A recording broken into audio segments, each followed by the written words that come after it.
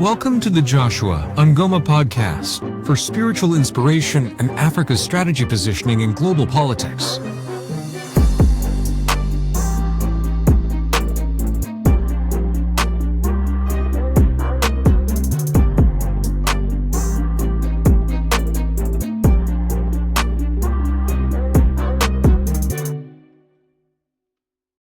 Effects of the IMF's Structural Adjustment Program, SAP, in Zambia.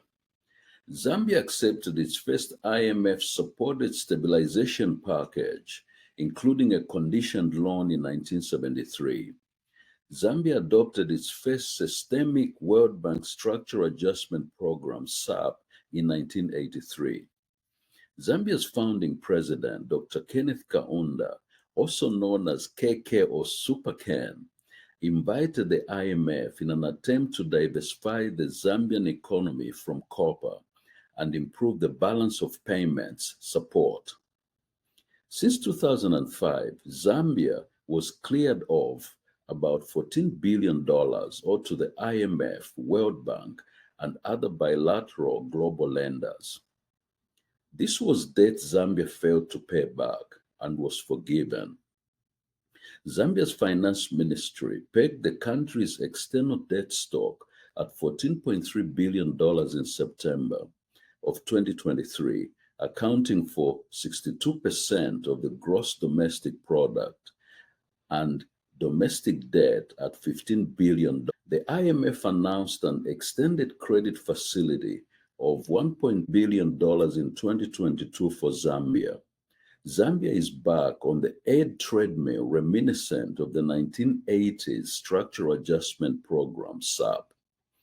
The World Bank and IMF used Zambia's huge debt owed to them and its dwindling revenues from the copper mines to fund government programs as leverage to push the country into economic liberalization policies. The conditions to this support were severe and included the removal of government subsidies from Zambia's staple food, cornmeal.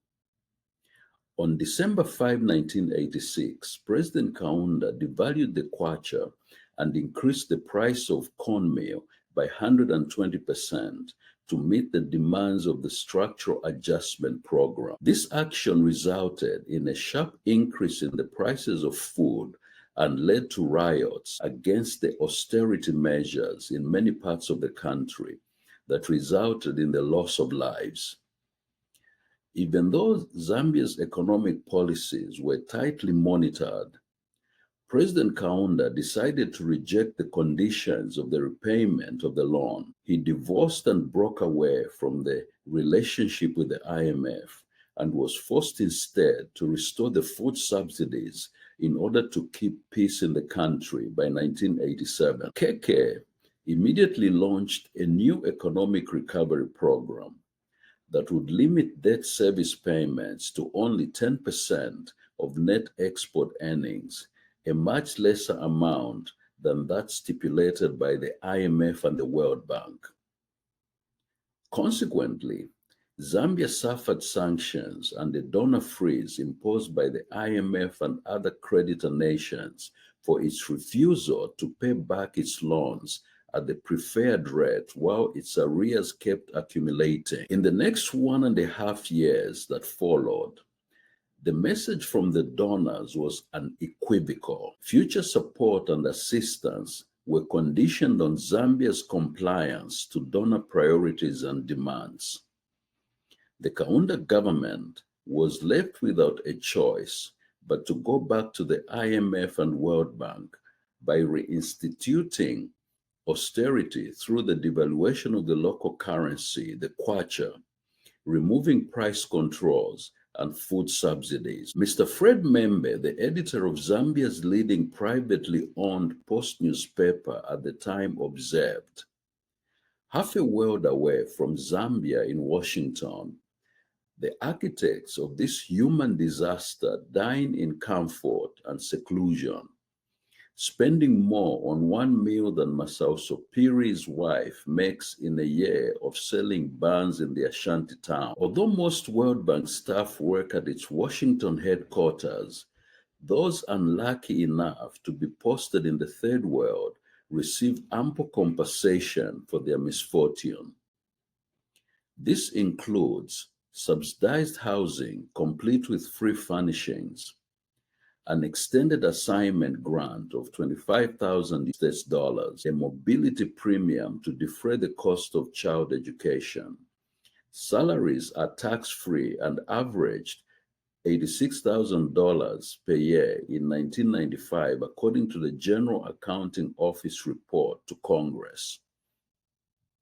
No structural adjustment then for this privileged coterie of bankers and policy analysts. Meanwhile, in Africa, a hidden genocide lays waste the continent. It's not right for a bank to run the whole world. Donor funding started to come back into the country by 1989, but it was a day late and a dollar short for the Kaunda administration. Zambia's foreign debt burden had risen to a staggering $7 billion with hyperinflation. The domestic economy did not improve much, but got worse instead, and there was another round of violent protests in 1990 against increased food prices. A lieutenant in the Zambia army, Mwamba Luchembe, announced a coup at dawn on July 1st, 1990, following 3 days of rioting and looting. 27 people were left dead and more than 100 wounded. The coup was short-lived and quashed within hours, but it rattled the embattled President Kaunda. There was also a growing political discontent in the country against Dr. Kaunda's one-party participatory type of government, considered by many as autocratic in nature.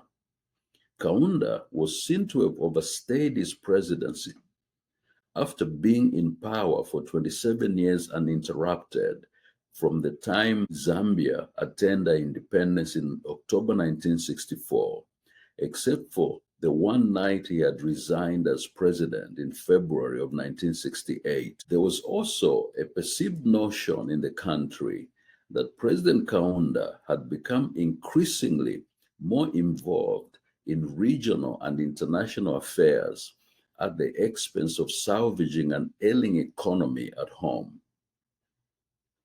The Movement for Multi-Party Democracy, MMD, seized the moment and promised change by reintroducing a multi-party democratic system of governance and a liberalized private sector-driven economy.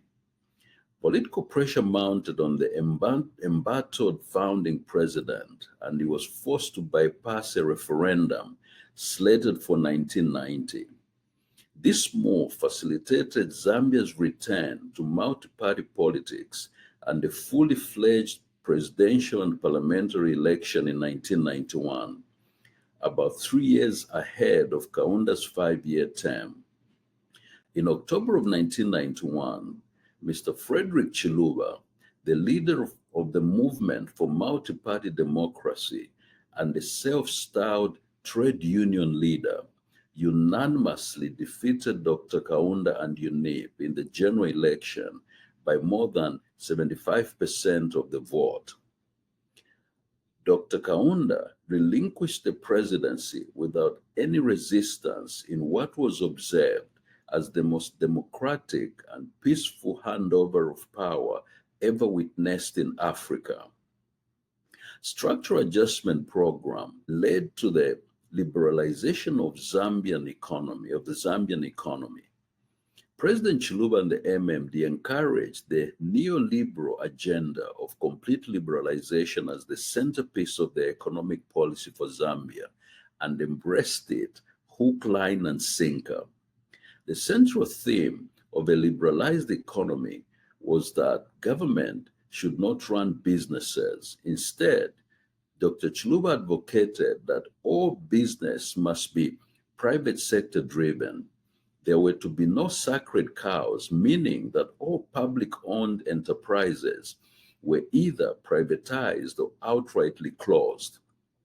The heart of neoliberalism requires a political economic philosophy that de-emphasizes or rejects national government's intervention in the domestic economy. At best, it supports free markets with few restrictions on business and property rights. It also promotes reducing the role of national governments to a minimum by supporting a laissez-faire attitude towards direct intervention on social issues, protectionism of strategic natural resources, and the environment. Neoliberalism is often at odds with fair trade, labor rights, economic and social justice. Some have argued that some of Zambia's crown jewel industries, like the copper mines, were sold for next to nothing. Under Dr. Kaunda and UNEP, the country's economy had serious liquidity problems, but rich in its assets value. With all the national assets intact, what Zambia needed was streamlining its economic priorities and recapitalization of most of its industries, and not the rampant sale of everything. Under the MMD's policy of privatization at all cost, the country's economy was not only broke, but had no assets also, because they were cheaply sold mostly to foreign investors amidst serious accusations of graft. But President Chiluba maintained that privatization was a central policy in freeing the economy. He argued that when he took over the presidency in 1991, the state was engaged in baking bread and providing bus transportation, and that the government was subsidizing loss-making entities. The copper mines were hemorrhaging money to a tune of $1 million per day at the time, and the government was itself facing serious financial difficulties and a huge external debt in excess of 7 billion. President Chiluba also observed that there was no learning curve. There were almost 300 limping companies running the economy that had to be placed in private hands. Some jobs were inevitably lost, especially at loss-making companies that closed or scaled down as soon as they were privatized. President Chiluba further argued that as a policy, privatization is a success. It brought efficiency and predictability to the economy. The money that was spent on subsidizing and government subventions can now be spent properly elsewhere. The mining sector had experienced exponential growth. The temporary losses had been made up by new employers in the economy. But Mr. James Matale, the first chief executive officer of the Zambia Privatization Agency, ZPA, disagreed. The Zambia Privatization Agency was the primary government-appointed institution created to sell off all public enterprises previously owned by the Zambian government. He disagreed with the notion that privatization was touted as the panacea for Zambia's economic ills. Mr. Matale said of the process that it is led by powerful business interests connected to the government who treat enterprises as assets lined up for privatization as goods fallen from the back of a delivery truck. There is a lot of corruption. Mr. Matale also was surprised that Zambia was still pursuing privatization in its development agenda. Based on his experience, he believed a capital injection into state-owned enterprises unless government interference in their operations would put them back on an even keel. President Frederick Chiluba presided over Zambia's worst austerity measures as a prescription for economic recovery and growth by the World Bank and the IMF. The civil service was drastically reduced, and all the publicly owned companies were either privatized or sold, leading to a sharp rise in retrenchments and unemployment. Poverty levels increased, with over 70% of the population living on $1 per day. President Chiluba was adamant in following through with the Structural Adjustment Program. But Chiluba would often express frustration with the donor community's consistent adjustment of the goalposts, meaning that each time the country achieved the prescribed benchmark, the bar was raised again or some other conditions were imposed. In early 1993, Zambia's second privatization and industrial reform credit from the World Bank was due, but the condition was that the Zambia Consolidated Copper Mine, ZCCM, had to be privatized.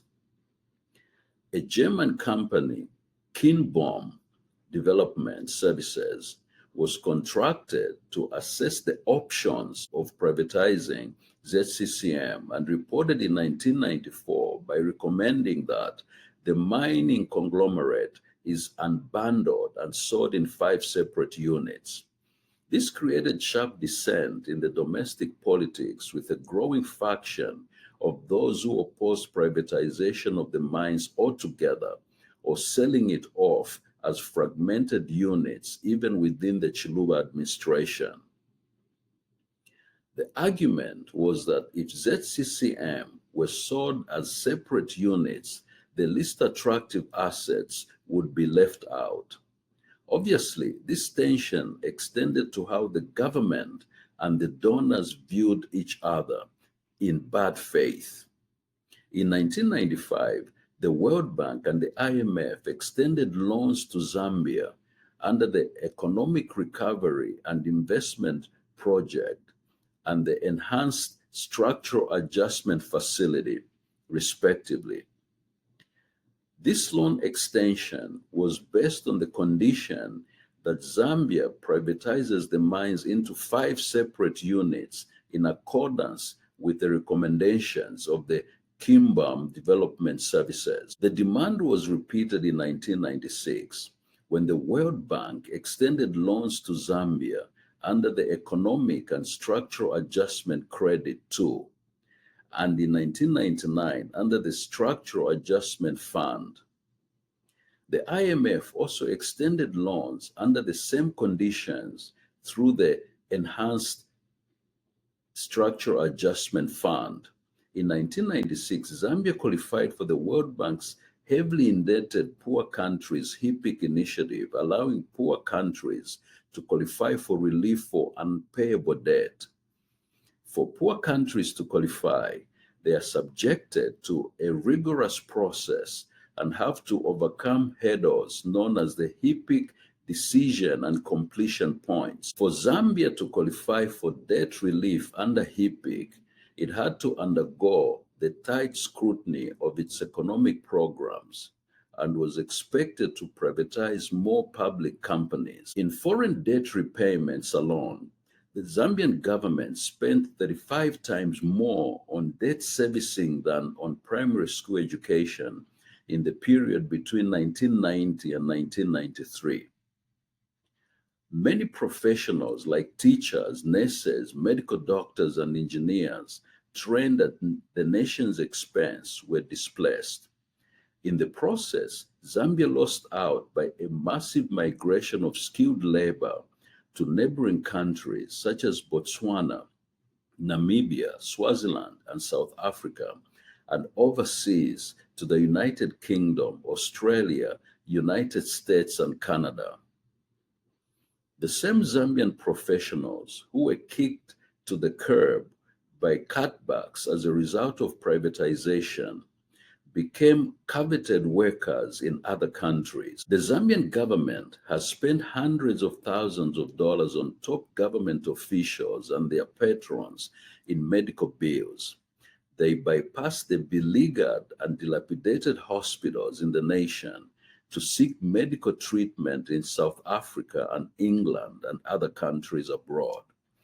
It is a verifiable fact that some of these government officials have been treated by the same Zambian nurses and doctors who migrated to those countries abroad in search for employment with a better living wage. In real terms, domestic manufacturing in debtor countries often collapses while imported consumer goods replace local production under SAP.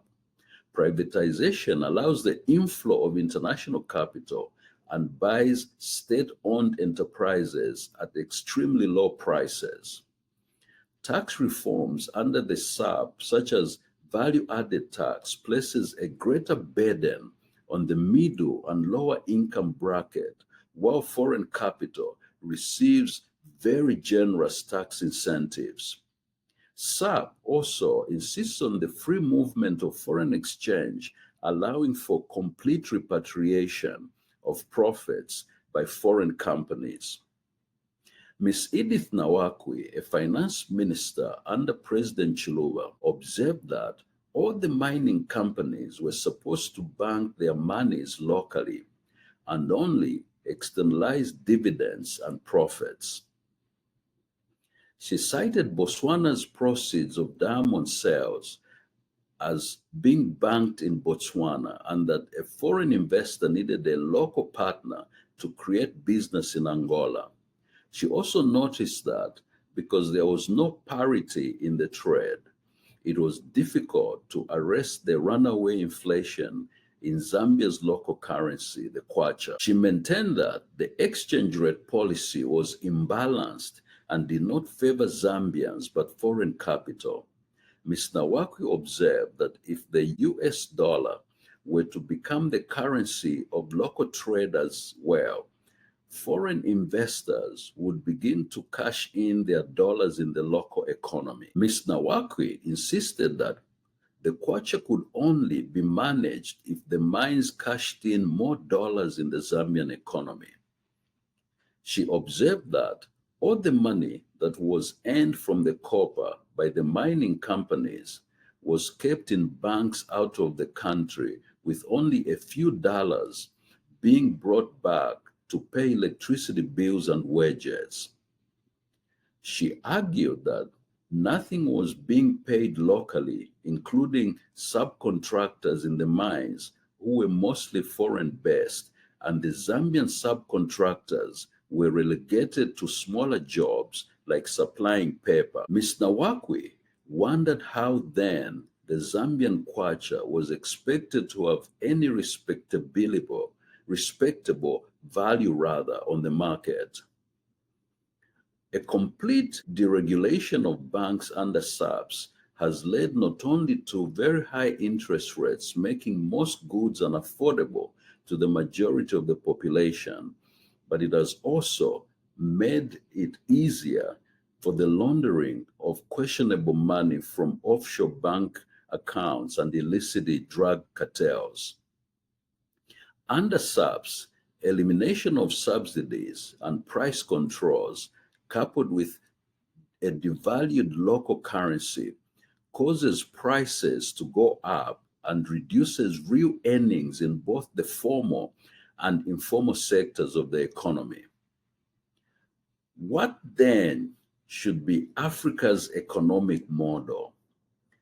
In Zambia's case, the economic reforms that were instituted in the 1980s under the Structural Adjustment Programs reversed the country's economic structure full cycle to pre-independence levels by privatizing all the major industries into foreign ownership again. Was the wave of post-independence nationalization of industries in many African countries a wrong move? Equally so has the total and indiscriminate privatization of all firms to foreign investors been the right corrective remedy? Does Africa's economic model need a balance of both nationalization and privatization, as in the case of South Korea and China? Thank you for listening. Until next time, bye-bye. Thank you for listening to the Joshua Ngoma podcast. Bye for now until next time.